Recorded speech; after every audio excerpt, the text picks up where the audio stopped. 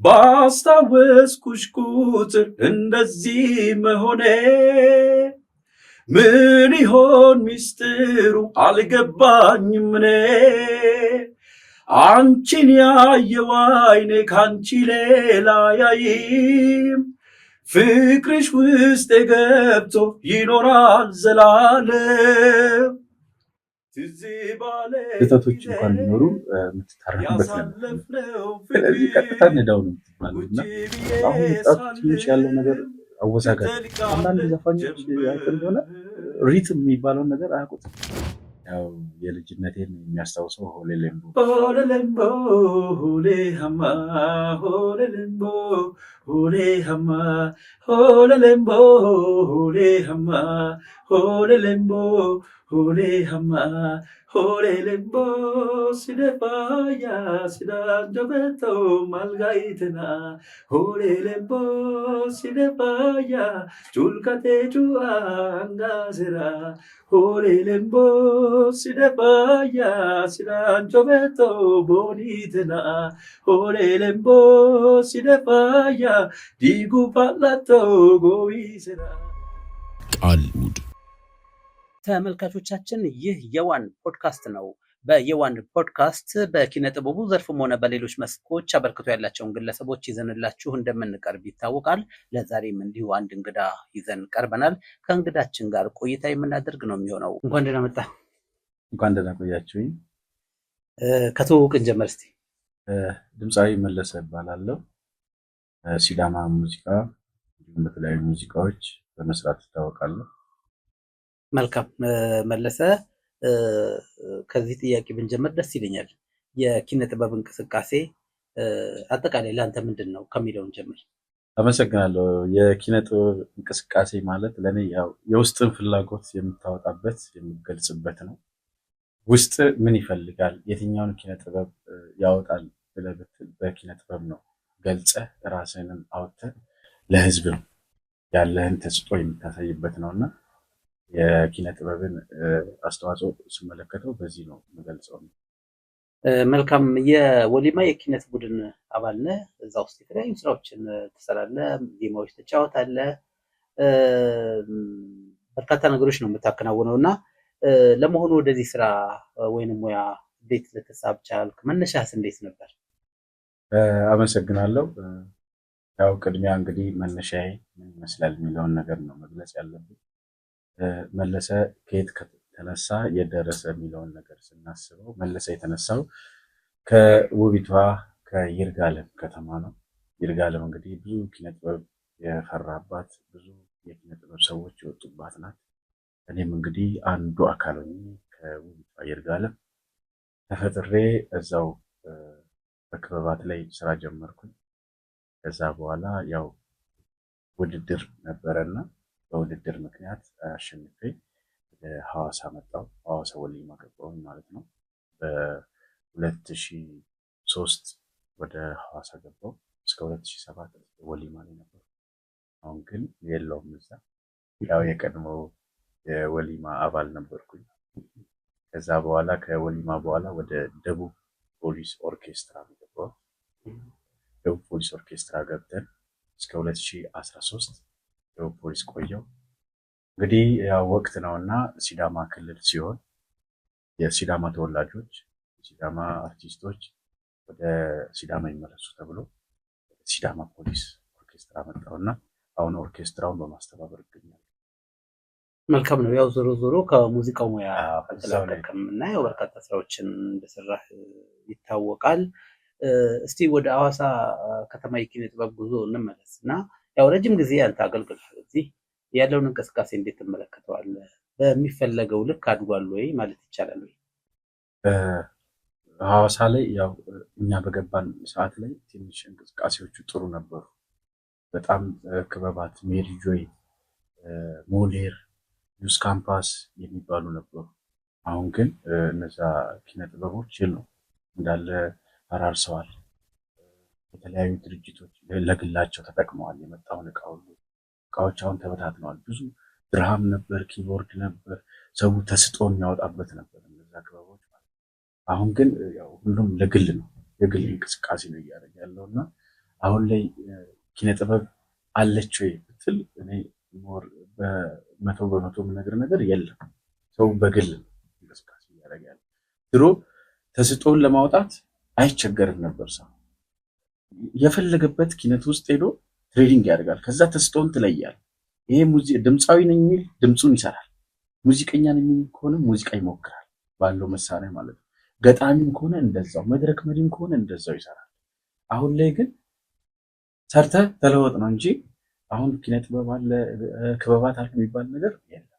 ለዛ አሁንም ትልቁን መልእክቴ ያ ጊዜ ይናፍቀኛል። ያለፍነው ጊዜ ይናፍቀኛል። ለምን ኪነ ጥበብ ብዙ አስተማሪ ናት። ብዙ ነገር ነው የምታንጸው። ወጣቱን ታንጻለች። ካልባሌ ቦታ ወጣቱን እንዲታነጽ ታደርጋለች። ብዙ ነገር ነው የሚያስተምረውና ያ ነገር እንዲመለስ አሁንም ጸሎቴ ነው። እኛም እንግዲህ በደረስ ነው እግዚአብሔር በፈቀደው መልኩ ይሄን ነገር ለማምጣት እንሞክራለን በራሳችን። ግን አሁን ላይ ያው የኪነ ጥበብ እንትኑ በግል ሆኗል። በማህበር አሁን በክበባት ምናምን የሚባል ነገር የለም። በመንግስት ተቋም ውስጥ ነው ያለው። ያም ደግሞ ተቀጣሪ ብቻ የሚሰራው ሌላውን አካል አያደፋም። ወስዶ የሚሰራበት አቅም አይሰጡትም። ስለዚህ መለማመጃ አሁን ምንድነው መለማመጃም ሰው የፈለገውን ተስጦ የቱ ጋር አገኛለሁ በድራማም ቢሆን በምንም ቢሆን ድሮ ፉክክር ነው፣ በፉክክር ሰራለ። አሁን ግን የተሻለ ሰው ነው ቦታው የሚያገኘው እና ይሄ ነገር ቢመለስ።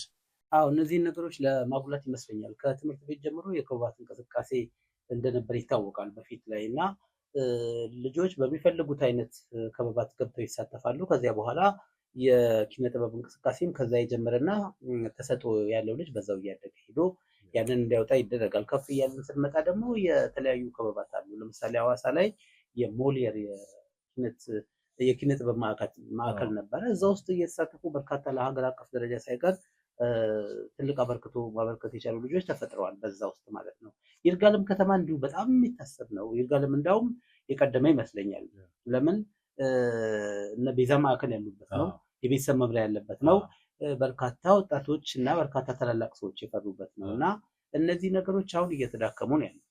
የኪነ ጥበብ እንቅስቃሴ ደግሞ ዝም ብሎ በአንድ ጊዜ የሚመጣ ሳይሆን ከታች ጀምሮ እየተኮተኮተ ማደግ ያለበት ነው። በስልጠና ምናምን የሚዳብር ነው። ስለዚህ እሱ ነገር መቅረቱ ምንድን ነው ያመጣው ችግር ብለህ ታስባለህ?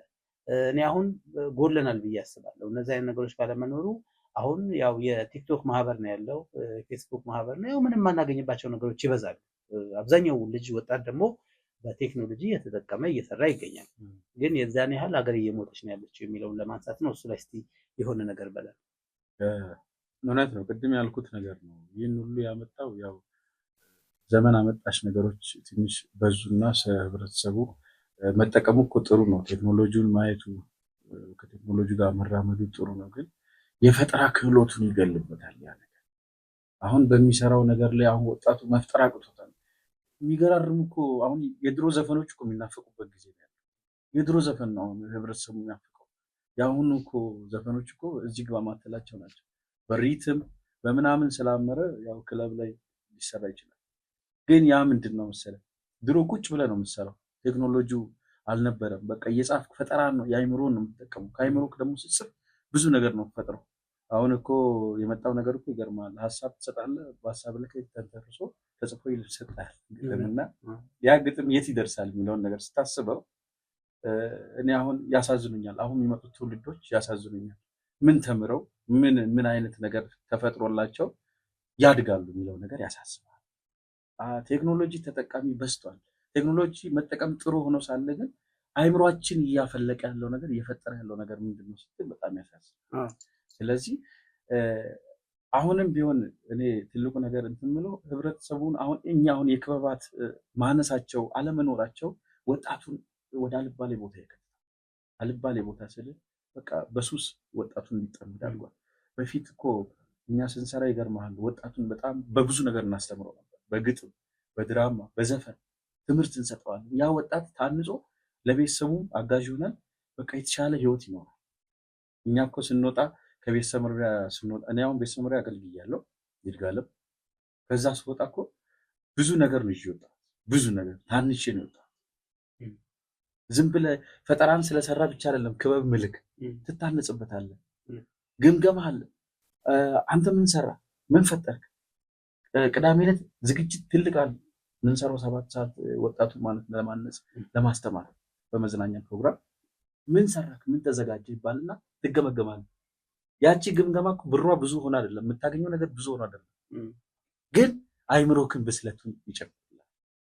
ስለዚህ አሁንም ቢሆን እየተነጋገርክ ነገሮችን እየተሳሰብክ ካልሄድክ በስተቀር ወጣቱን መያዝና ማነጽ አንችልም። ስለዚህ ክበባት ትልቅ አስተዋጽኦ አላቸው።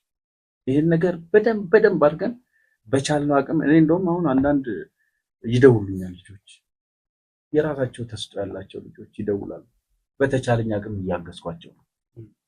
ወይ ካልሆነ ክበባት ማይመቻቹ ማይሆን ነገር እንኳን ከሆነ እኛ ጥሩ ደረጃ ላይ የደረስን ሰዎች እናግዝ፣ ወጣቱን እናግዘው። ቢያንስ ያለንን ተስጦ እንስጣቸው።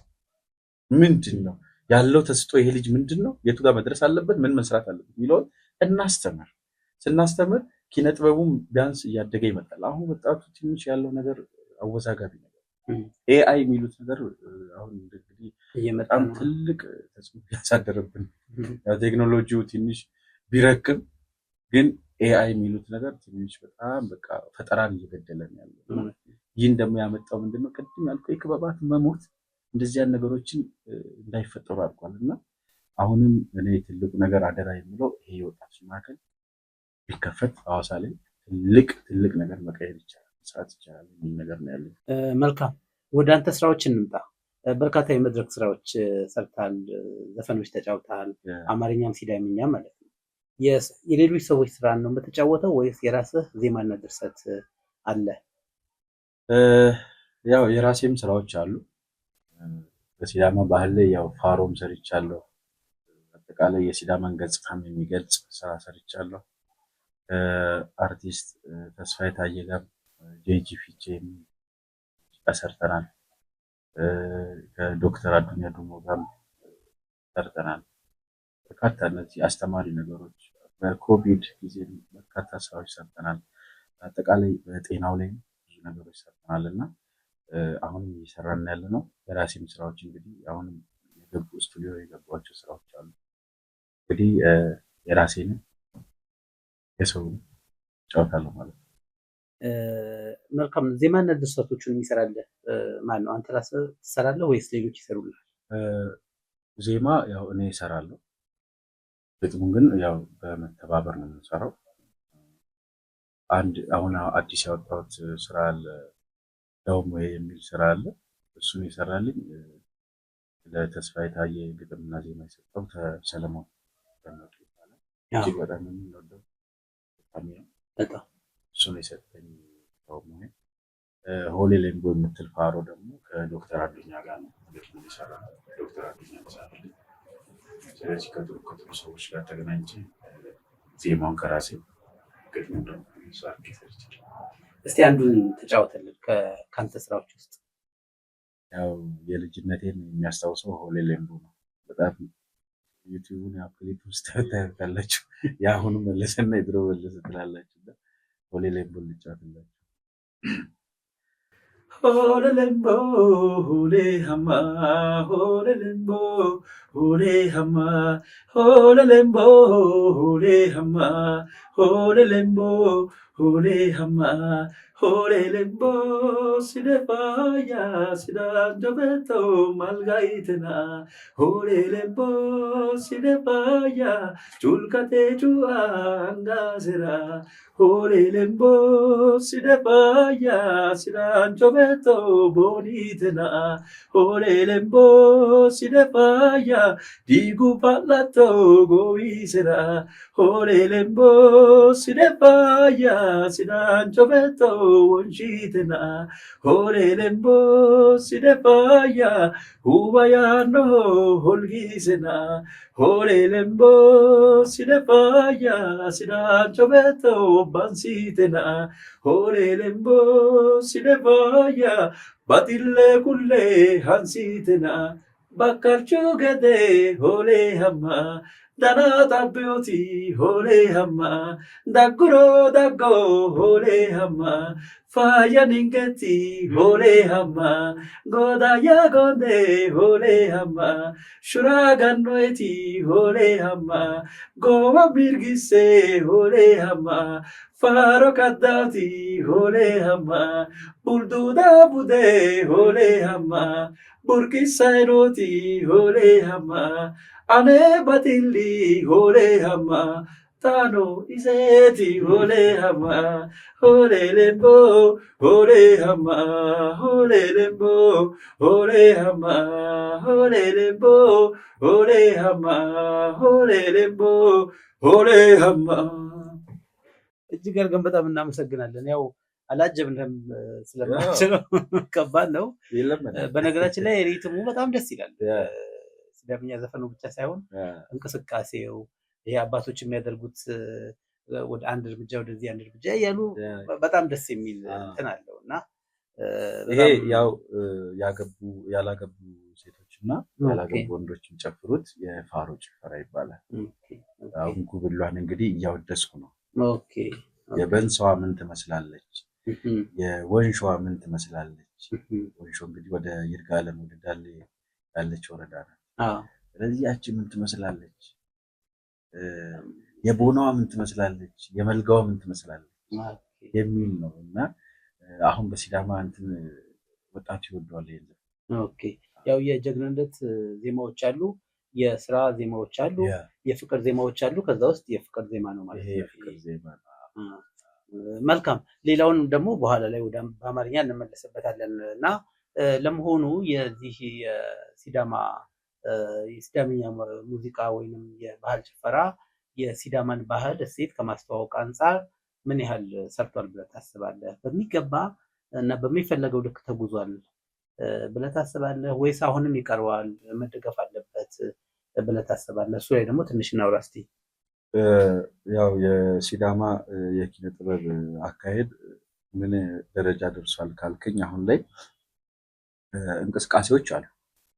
ከዚህ ከለውጡ በኋላ ከክልል ከመሆን አንጻር ጋር ባለ ነገር ላይ ትንሽ የማንሰራራት ነገሮች አሉ። በተለያዩ ስታይሎችም እንግዲህ እንቅስቃሴዎች ተደርገዋል። ባህል ቱሪዝምም እንግዲህ በተቻለው አቅም እገዛዎችን አድርጓል። ይህ ግን ለባህል ቱሪዝም ብቻ ሰተን የምንተዋው ጉዳይ አይደለም። ለክልሉ ባህል ቱሪዝም ብቻ ሰተነው የምንተዋው ጉዳይ ሳይሆን ሲዳማ ነኝ፣ የሲዳማ ተወላጅ ነኝ የሚል ሁሉ ይሄን ሀሳብ መጋራት አለበት ብዬ አስባለሁ። በተለያዩ ድጋፎች አሁን ካልተደገፍክ ስራዎችን መስራት አይቻልም። በእርግጥ አንተ ታገልና እኛ እንደርሳለን የሚል ነገር አለ። ወጣቱም መታገል አለበት። የሚሰራውም አካል ቢያንስ የሆነ ስቴፕ ላይ መድረስ አለበት። ብዙ ጊዜ አሁን እኛ ጋር ምንድን ነው ድጋፍ አልተደረገም ምናምን ሲባል አንተስ ምን ያክል እንቅስቃሴ አድርጋለህ የሚል ነገር አለ እና እንቅስቃሴ ካረግ የተወሰኑ ነገሮችን ታገኛለህ። ግን መሀል ላይ ደግሞ ትገታለህ። መሀል ላይ የሚገታክ ነገር ምንድን ነው? የሚያግዙ አካል እጃቸውን ወደኋላ እያደርጉብሃል። ድጋፍ ላይ የመደገፍ ነገራቸው ትንሽ ይቀንስብህና ስራህን እንዳሰራ እንዳታወጣ የሚያግድ ነገር አለ። ግን አንተም ጥረት ስታረግ ነው ኪነ ጥበቡ ማሳደግ የሚችለው በተለያዩ ስታይሎች። አሁን ሲዳማ ኖርማሊ በዋልዝና በአፍሪካ ቢት ብዙን ጊዜ አሁን የሚሰሩት ሜጀር ናቸው። በማይነር በአንቾዬ በባቲ ነገር አሁን ሲዳማን ባህሉን ለማሳደግ በተለያዩ ሲስተሞች መሞከር አለብን። አሁን የመጡ ዳንሶሎች አሉ፣ የተለያዩ ሪትሞች አሉ እና በዛ ስታይል ሰርተን እስቲ አንድ ስቴፕ ከጨመርን በኋላ ድጋፉ ምን ያክል ሄዷል የሚለውን ነገር ሲዳማን ምን ያክል አሳድገናል የሚለውን ነገር እኛው ራሳችን ጥያቄ ፈጥረን ይህን ነገር ሀሳቡን ለራሳችን መስጠት አለብን የሚል ነገር አለኝ። ግን አሁን የሲዳማ ዘፈን አድጓል ላልከኝ ይቀራል። ስለዚህ አሁን እነ ወላይታ እነ ኦሮሚያ እነ ጉራጌ አማራን ስታይ አሁን ዘፈናቸው ሄዷል። ስለዚህ እዛ ደርሷል ገና መስራት ይጠብቅ። ስንሰራ ደግሞ የሚያግዘን አካል ሊኖር ይገባል። የሚያግዙን አካላት በዚህ እንትን አስታክክ እንግዲህ የሚለው አግዙን፣ ይደግፉ ሁሉ ነው። ከዛ ስራዎች ያድጋሉ። ሲዳማ ራሱን ያስተዋውቃል በተለያዩ ባህል። ያው የሙዚቃ ስልቶች አሉት እና ያንተ የሙዚቃ ስልት ምንድን ነው? ምን አይነት ሙዚቃ ደስ ይልሃል? የእነማንስ አድናቂ ነህ? እኔ ያው በርካታ ቅድም እንግዲህ ስራዎች አንጻር ካልከኝ በርካታ ስራዎች ነው የምሰራው። በርካታ መድረኮች ላይ ኢሚቴት እሰራለሁ። በሲዳምኛ ብቻ የተገጠው አይደለም። እኔ አሁን እነ ጌታቸው ካሳ የነ ቴዲ አፍሮ አሁን ይመችኛል ያለው ነገር። ለምን የቴዲ ፈጠራው ራሱ ይመችኛል። ኤፍሬም ታምሩ እነሱ አሁን በቃ እኔ ላይ ውስጤ ላይ ትልቅ ነገር ነው የሚሉትና ከኦሮሚያ የአሊ ቢራ የኪነ ጥበብ ዘርፍ ለህዝብ ነው የምትሰራው እና ለህዝብ ስትሰራ ደግሞ በተለይ እናንተ ፊት ለፊት ታችሁ መድረክ ላይ የህዝብን ተቀባይነት ምናምን ታዩበታላችሁ ብዬ ተስፋ አደርጋለሁ። አንተ እንዴት ታዘብከው? የአንተ ስራዎች መድረክ ላይ ሲቀርቡ ያለው ግብረ መልስ ምን ይመስላል? እግዚአብሔር ይመስገን። አሁን እንግዲህ ህዝብ አፍርተናል። በተቻለ ነገር በርካታ ኮንሰርቶች ተሳታፊ እንሰራለን። አሁን ከተለያዩ አርቲስቶች ጋር አጋጣሚ ሆኖ ገጥሞኛል። ከነ ጸጋዬ እሸቱ፣ ከነ አረጋኸኝ ወራሽ፣ ከነ ነዋይ ከሴቶች ደግሞ አሁን ሜላት አሉ። በርካታ ናቸው፣ ብዙ ናቸው። በጣም ያው እንትን ሲልብህ ይጋጩብሃል እና ከብዙዎች ጋር ተገናኝቻለሁ። እግዚአብሔር ይመስገን እድሉን አግኝቼ ከነ ሄለን ጋርም ተገናኝቻለሁ። ፊድባክ ከሰው የምታገኘው ነገር ትልቁ ለአንተ በቃ የሰው ሞራል በዚህ ስንገባ ያለው ነገር ፊድባኩ ህብረተሰቡ እኛ በአንድ ስራ ብቻ አይደለም የታነጽነው እና ቅድም እንዳልኩም በተለያዩ ነገሮች ስለሆነ ሰው ያለው ፊድባክ ደስ ይላል፣ አንተንም ያነሳሳል እና እኔ በቃ ደስ ነው የሚለኝ ህብረተሰቡ ልክ ስገባ ያለው ሞራል ያለው በቃ ለአንተ ያለው ፍቅር ምናምን ነገር ደስ ይላል እና ብዙ ኮንሰርቶችን ሰርቻለሁ። ያለው ድባብ በጣም ደስ ይላል። በጣም በቃ አንተን ያነሳሳ ነገር ነው፣ የሚያጠናክር ነገር ነው። እኔም ደግሞ ተነሳስቼ የተሻለ ነገር እንድሰራ ይቀሰቅሱኛል ማለት ነው። ስለ ኮንሰርት ካነሳን አይቀር ኮንሰርት ላይ ሙዚቃን ማቅረብና ዝም ብሎ ሙዚቃን መዝፈን ልዩነቱን እንዴት ታየዋለህ? ምንድን ነው ያለው ጥቅም? አዎ ኮንሰርት በጣም ከባድ ነው። አንደኛ ላይቭ ነው የምትሰራው። ስህተቶች እንኳን ቢኖሩ የምትታረምበት ነገር የለም። ስለዚህ ቀጥታ ነዳው ነው የምትባለው እና ብዙ ጊዜ አሁን ያጋጥማል። በድንጋጤ ግጥም ይጠፋብሃል። ከዛ ያንን ለመመለስ ደግሞ በጣም ሌላ ቦታ ትሄዳለህ። ስለዚህ ላይቭ ነው በቃ ቀጥታ ህይወትን ያለበትን ነገር የምትገልጽበት። በዛ ላይ ደግሞ ታዳሚው አብሮክ ይዘፍናል። ስህተት ካለ እንኳን መታረም አችልም፣ እድል አይሰጥም። ቆይ ተብለህ እንደገና ሪክ አይደረግም። ስለዚህ ኮንሰርት ትልቁ ነገር ቅድም ያልኩ የዚህ የክበብ ሙያው ለኮንሰርቱ እኔ አብቅቶኛል ብዬ ነው የማስበው። እዛ ላይቭ ነው የሚሰራው፣ ቀጥታ ነው ክበብ ላይ የሚሰራው። በቃ ራስህ የምታወጣው።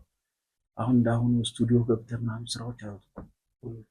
አሁን ምን አለ መሰለህ የስቱዲዮና የመድረክ ሰው አለ። አሁን የድሮ አርቲስቶች ቅድም ማነሳለን በመድረክ የለፉ ናቸው። በመድረክ የለፉት ደግሞ በስቱዲዮ ሲመጡ ሁሉም ስራቸው ያማረ ይሆናል። የመድረክ ስራቸው አሁን አንዳንድ ዘፋኞች አይተህ እንደሆነ ሪትም የሚባለውን ነገር አያውቁትም። በስቱዲዮ ላይ በቃ ተቀናኝቶ ይወጣና ዘፈን ግን ሪትም ላይ ሲመጡ ዜሮ ናቸው። ያ ሪትም ደግሞ ቅድም ያልኩን የመድረክ ችግር ይፈጥራል። ስለዚህ ኮንሰርት በጣም ከባድ ነው። አንደኛ ከህብረተሰቡ ጋር ቀጥታ የምትገናኙበት፣ ሁለተኛ ነገር ላይቭ ነው የምትሰራው። ሙዚቀኞች ሁሉም ይገቡልህ እኩል ነው። የሪትም አሁን ድራመሩ ከተሳሳተ እንኳን አንተ ከተሳሳት አንዳንዱ አይመልስም፣ ገልብጦ ይመጣል። ያው በሙዚቃው ስልት ስናወራ ሙዚቃ ይገለበጣል። ሙዚቃን እየገለበጥካት ነው የምትሰራው። ከተገለበጠብህ ድራመሩ ይመልሳል። ካልቻልክ ምን ያደርግለታል? አስሬ የመለሰ ካትቸገር። ስለዚህ ቅድም ምልክ የክበባት ጥቅሙ እንዲያ ሙዚቃዎችን ላይቭ መስራት እንድችል ያደርጋል ማለት ነው። እነሱ ነገሮች እኔ ጠቅመውኛል ብዙ። የኮንሰርት የላይቭ እና አሁን ዝም ብለህ የምትሰራው ሙዚቃ እንትን ብትለኝ የኮንሰርት ይከብዳል። ኮንሰርቱ በጣም ይከብዳል። አሁን ብዙ አርቲስቶች አይተህ እንደሆነ ኮንሰርት ተብሎ ይመጡና በባንድ አይመጣላቸው ስለማይመጣላቸው በዲጄ ሰዓት ባንድ እኮ አለ። ስለዚህ ቅድም ያልኩን ያን ትጋት አግኝተህ ከሆነ ትሰራዋለህ፣ ካላገኘኸው ደግሞ ያው አሰራውምና ኮንሰርት በጣም የላይፍ ስራ ስለሆነ በጣም ተጠንቅቀህ ነው የምትሰራው። እሺ አሁን ደግሞ እንደ ሀገር አቀፍ ደረጃ እናንሳና የዚህ የሙዚቃ እድገት ጉዳይ በጣም አሳሳቢ ነው። ግን አሁን ከቅርብ ጊዜ ወዲህ ደግሞ በጣም መሻሻሎች ይታያሉ። እንደ ባላገሩ አይደል አሁን ቆመ እንጂ ፋና ቀለማት አሁን ኢቢሲ ላይ ደግሞ እንዲሁ ተጀምሮ ነበረ። አሁን አቋርጠውታል፣ ለምን እንደሆነ አላውቅም። እና በጣም ወጣት የሆኑ ድምፃውያን ኤነርጀቲክ ምናምን የሆኑ እየወጡ ነው፣ በጣም በሚያስገርም መልክ ትልቅ አበርክቶ አላቸው ማለት ነው፣ በአንድም ሆነ በሌላ ምክንያት ያው ምንም ይሰራበት። ስለዚህ እንዲህ አይነት ነገሮች እንዴት ገመገምካቸው አንተ? ወጣቶችን አቅም ከማውጣት አንጻር በየቤታቸው ተቀምጠው የነበሩ ከሌላ ሀገር ሁሉ እየሄዱ ነው የሚወዳደሩት እና እዛ ላይ አያለው በጣም ወጣቶቹ በቃ በጣም ደስ የሚል አቀራረብ ሲያቀርቡ፣ ደግሞ በዛው ልክ ደግሞ ዘፋኝ የሆኑ ልጆች አሉ። እነ ሰለሞን ጥጋቤን ማስታወስ ይቻላል። እና እሱ እንዴት ገመገምከው? ቅድም ካልኩ ተጓዳኝ አሁን እነዚህ የአይድል እንትኖች እጅግ በጣም ጠቃሚ ናቸው። ተባባትናል እንጂ የአይድል ራሱ ተስጦ የምታወጣበት አንዱ አካል አንተ ማስታወስከኝ ያለውን ነገር። እኔም 2000 ዓመተ ምህረት ላይ ኢትዮጵያ አይድል ተወዳዳሪ ነው። በሁለቱም እንደው ይገርማል፣ በውዝዋዜውም በድምፁም ሄድን የነበረው እስከ 5ኛ ዙር ሄድንና ያው አሁን ምን መሰለህ ልክ እየጠነከረ ሲሄድ እንትኑ ሰው ያስፈልጋል፣ ደጋፊ ያስፈልጋል። በራስ ሞራል የምትሰራው ነገር የለምና እስከ 5 ሄደን ሀና ግርማ አውቃታል መሰለኝ፣ ዳዊት አጭሩ አውቃቸው፣ ዳዊት ጽጌ በዛ ጊዜ ነበር። ዳዊት ጽጌ ባላገሩ ላይ እሱ ነበረ። ኢትዮጵያ አይደል ላይ ሀና ዳዊት አጭሩ ልጅ ማለት ነው። እነሱ ባሉበት ነው የተወዳደርነውና ምንድነው አሁን ያልከኝ ሀሳብ አጠቃላይ እነዚህ ያላቸው አስተዋጽኦ ትልቅ ነው። ለኛ ተስጦን ትልቅ የምታወጣበት ፈርስት ላይ በድምጽ ነው የሚታየው። ከዛ ከ4-5 ራውንድ በኋላ ከባንድ ጋር ትገናኛለህ። ከባንድ ጋር ስትገናኝ ይሄ ሪትም ላይ እንዴት ነው የሚጫወተው፣ ቅኝቱ ምን ላይ ነው ትለይበታለህ። ከዛ በኋላ በዛ እየሰሩ ያሳድጋል። ኢትዮጵያን አይድል አሁን አልተውም። ኢትዮጵያን አይድል በየሀገሩ እያካሄደ ነው ያለው። በዛ ላይም ዳኛ ነበርኩ። አሁን በቅርቡ የተካሄደው ኢትዮጵያን አይድል ሐዋሳ ከሻሸመኔ ከአርሲ ነሚል ከተለያዩ ቦታ መጥተዋል። ከዚህ ከሐዋሳ ወደ 160 ምናምን ተወዳዳሪ አወዳድረን 11 አሳልፈናል። አጠቃላይ እንግዲህ ማች ተደርገው ይሰራሉ። ይህ ምንድን ነው ብዙ ታለንት ያላቸው ወጣቶች ያገኙበት ያየሁበት። ስለዚህ አይድል ትልቅ አስተዋጽኦ ባልኩ ለኪነ ጥበብ ሲቀጥል በዘፈን ብቻ አልነበረም፣ ጥም ነበር፣ የተለያዩ ተሰጦች በጣም የምትሰራው ነገር ነበርና እሱም አንዱ አካል ለዚህ ለኪነ ጥበቡ ማደግ ትልቁ አካል። እኔ እንደው ተናግሮ ቢቀጥል ጥሩ ነው የሚል ነገር ነበር። በእርግጥ ሁሉም አንድ አይነት ሀሳብ ጀምሩና አይድሎች ያው ሰው እንትናል የትኛውን ወደ ማማረጡ ነበርና እሱ ነገር ነው እንጂ በፊት ላይ የነበረው ኢትዮጵያን አይድልና ባላገሩ ላይ በጣም ጠበቅ ያለ እንትን ነበር ያለው። በተለይ ባላገሩ ላይ በጣም ሁሉም እንትን ሲሉበት ነገሩ እየቀለለ ይችላልና ግን ደግሞ ወጣቱን ለማሳደግ ኪነ ጥበቡ እንዲያድግም ትልቅ አስተዋጽኦ ያደርጋል። ልክ ነው። ስለዚህ ኢትዮጵያን አይድልም ባላገሩም አሁንም ተጠናክሮ ቢቀጥል የሚል ነገር። እንደውም ባላገሩ አይድል እኮ ዳዊት ጽጌን የመሰለ ዘፋኝ አውጥቷል። ዳዊት ጽጌ ኢሳያስ ረጅም ጊዜ ተወስዶበት አሁን ድረስ ሙዚቃዎቹ በቃ በጣም ደስ የሚሉ ልጅ ፍክክሩ የሚገርም ሰርቷልና ጠቀሜታቸው ጎላ ያለ ነው። እስቲ አሁን ደግሞ አንድ አማርኛ ደስ ከሚልህ ዜማ አዚምልህ። ቅድም የሲዳምኛውን ሰምተናል። እሺ ያው የጌታቸውን ካዛ ቅድም እንግዲህ ተወደዋለሁ ይላል። እሱ እንግዲህ ትዝ ባለኝ ጊዜ ያሳለፍነው ፍቅር ቁጭ ብዬ ሳልም ትጠልቃለች ጀንበር። ትዝ ባለኝ ጊዜ ያሳለፍነው ፍቅር ቁጭ ብዬ ሳልም ትጠልቃለች ጀንበር። ባስታወስኩሽ ቁጥር እንደዚህ መሆኔ ምን ይሆን ሚስጥሩ አልገባኝም እኔ አንቺን ያየው አይኔ ካንቺ ሌላ ያይም ፍቅርሽ ውስጥ ገብቶ ይኖራል ዘላለም ትዝ ባለኝ ጊዜ ያሳለፍነው ፍቅር ቁጭ ብዬ ሳልም ትጠልቃለች ጀንበር። በጣም ግሩም ነው። ያው የመድረክ ግብረ መልስ ስለሌለ ማጨብጨብ በጣም አሪፍ ነው። ደስ ይላል። የድምጽ ከለር በራሱ ደስ ይላል። ያው ያኛውን እንዳትለኝ ችግር የለም ይቻላል። አሪፍ ነው። እንደዚህ በተለያየ መስክ ሙከራ ማድረግ ጥሩ ነው። ያው የኛ ሀገር የኪነ ጥበብ ሁኔታ ብዙ አያነቃቃም፣ አያወላዳም። ግን ለራስ ደግሞ ደስታ ሲባል እንዲህ አይነት ነገሮችን የምንችል ከሆነ ብናደርግ ጥሩ ነው ለማለት ነው። ማከል አለብኝ፣ መናገር አለብኝ። ሳልናገረው በቀር ይቆጨኛል የምትለው ሀሳብ ካለ ደግሞ ድል ልስጥህ። እጅግ በጣም ነው ያው ማመሰግነው ይሄንን እንትን አዘጋጅታችሁ እናንተም ቦታ ላይ ስለጋብዛችሁ የዋን ፖድካስትን እጅግ በጣም አድርጌ ነው ማመሰግነው። በነገራችን ላይ እናንተም እያደረጋችሁ ያላችሁት ወጣቱ ከመለወጥ ከማነጽ አንጻር እያደረጋችሁ ያላችሁት ነገር እጅግ በጣም ጥሩ ነው። በርቱልኝ፣ ጠንክሩልኝ። ሌላው ቅድም ያለውን ወጣቱ ላይ መስራት አለ።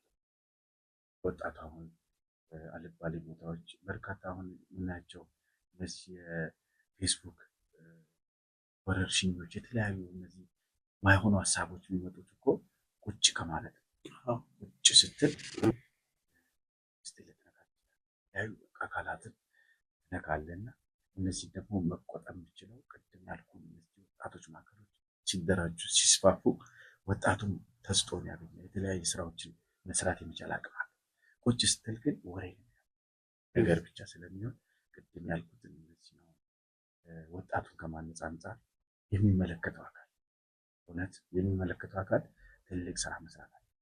ትልቅ ስራ አለበት ብዬ ነው የማስበው። ምክንያቱም ከእንደዚህ በፊት እኮ አልነበሩም እነዚህ ነገሮች አልነበሩም። ሰው ፈጠራ ላይ እውነት ነው በሙያው ነው ሁሉም እየሰራ ያለውና አሁን ቁጭ ማለታችን ይሄን መጎርጎራችን ሀሳብ ፈጥረን የተለያዩ በቃ ሰውን መሳደብ ሰውን እንትን ማለት የጀመርነውና ራሳችንን ፈትሸን ብናል የሚል መልዕክት ነው ያለኝ። ትልቁ ነገር ተወዳድሮ የተለያዩ አሁን መንግስት መስሪያ ቤቶች አሉ። ተወዳድሮ መግባት ይቻላል። ምንም የሚከለክል ነገር የለም። ወጣቱን ነው የምለው ባለው እድሜ ተጠቅመውበት ቢያልፍ የሚል መልዕክት ነው ያለኝ። እናንተም እንግዲህ ተበራቱ፣ ጠንክሩ። ነገር ነው የጀመራችሁት፣ ይሄ ይስፋፋ። ትልቅ ቦታ ደርሳችሁ ደግሞ ያው አያለው ብዬ ተስፋ አደርጋለሁ። እጅግ አድርገን እናመሰግናለን። ያው ትልቁ ድክመታችን ያው ስራ መፍታት ነው። እሱ ላይ ደግሞ አንተ ጫና አድርገህ ተናግረሃልና ስራ የፈታ አእምሮ የተንኮል ፋብሪካ ነው ይባላል። ሰው የሚሰራው ሲያጣና ቁጭ ሲል በርካታ ተንኮሎችን ነው የሚያስበው። በሰራን ቁጥር ግን መለወጥ አለ፣ ራስህን ማድከም አለ፣ ጥሩ እንቅልፍ መተኛት አለ። የሆነ ሆኖ ስለሰጠህን ማብራሪያ ከልብ አድርገን እናመሰግናለን። እንግዳችን ሆነ እዚህ ስቱዲዮ ድረስ ጊዜህን መስዋዕት አድርገህ መጥተህ ይህን ቃለ መጠይቅ ስለሰጠህን እጅግ አድርገን እናመሰግናለን። እኔም አመሰግናለሁ። እጅግ በጣም አድርገን የማመሰግነው እውነት ዛሬ ያው በጣም ዛሬም ኮንሰርት አለ ማለት ስራ አለኝ። ያው እሷንም እንግዲህ እናንተም በጋበዛችሁ መሰረት ያለችኝ ነገር ለእናንተ እንዳጋራ ስለጋበዛችሁ እጅግ በጣም አድርጌ እግዚአብሔርን አመሰግናለሁ። እናንተንም በጣም አድርጌ የማመሰግነው ቀሪ ጊዜያችሁ እንግዲህ ያማረ መልካም ስራ ሰርታችሁ ደግሞ ወጣቱን እንድታንጹልኝ እፈልጋለሁ። ጥሩ ቦታ እንድታደርሱልኝ እፈልጋለሁ። በርቱልኝ፣ በርቱልኝ። የዋን ፖድካስት እጅግ በጣም አመሰግናለሁ። እኛም እናመሰግናለን። ከእንግዳችን ጋር የነበረን ቆይታ ይህን ይመስል ነበር። በርካታ ቁም ነገሮች እንደተማራችሁ ተስፋ እናደርጋለን። በያላችሁበት መልካም ጊዜ እንዲሆንላችሁ ተመኘን። እንደ ምንጊዜውም ሁሉ ዝግጅታችን እንዲደርሳችሁ ላይክ፣ ሰብስክራይብ እና ሼር ማድረጋችሁን አትዘንጉ እንላለን። ውይይቱን በመምራት ወንድዬ ካሳ አብሬያችሁ ቆይቻለሁ። በያላችሁበት ሰላም ይሁን።